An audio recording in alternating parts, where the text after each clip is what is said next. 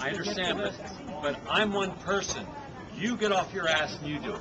All right? He's standing there. He's standing. Okay? Remember, I'm the advocate that's going to do the original research. My research has never, in 300 public health initiatives, never once have I had to correct anything.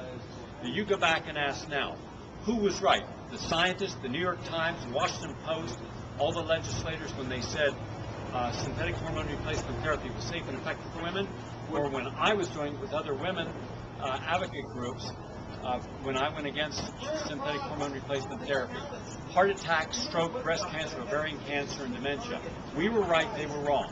DDT, Rachel Carson, myself, and others, who was right? Was DDT toxic or was it safe? MSG in baby food, I helped get it out. Who was right? Gulf War syndrome, I said it was the anthrax vaccine, the depleted uranium, and the exposure to biologicals. They said, quote, Schwarzkopf and Colin Powell said there were no biological agents exposure in the first Gulf. They lied.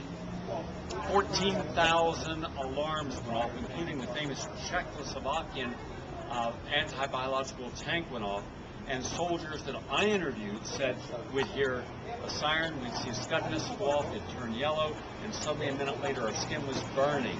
The next morning people would come in and clean up this colored dust, of red dust, and give us wash downs. We'd have blisters on our face and our lungs, and they say, don't talk about this, this isn't happening.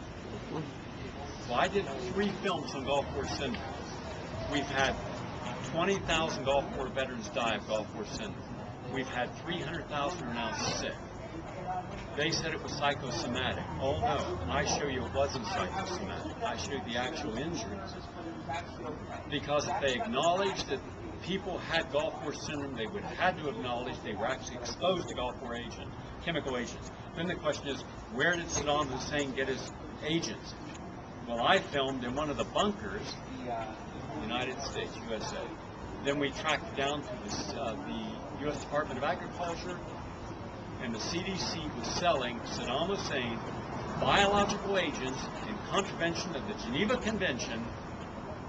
Those were offensive biological agents to use in the Iranian-Iraq 8-year war. So as long as those Kurds were dying, and they did, 5,000 in one attack by Saddam Hussein, and as long as the Iranians were dying from weapons we and the British supplied, no problems. But guess what they ended up hanging Saddam Hussein on?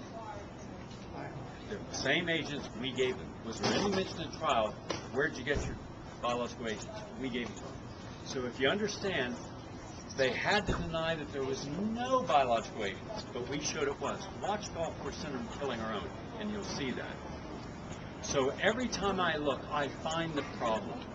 I expose the problem. But the American media is complicit. Journalists will not go against these people. Now we have a fascist state.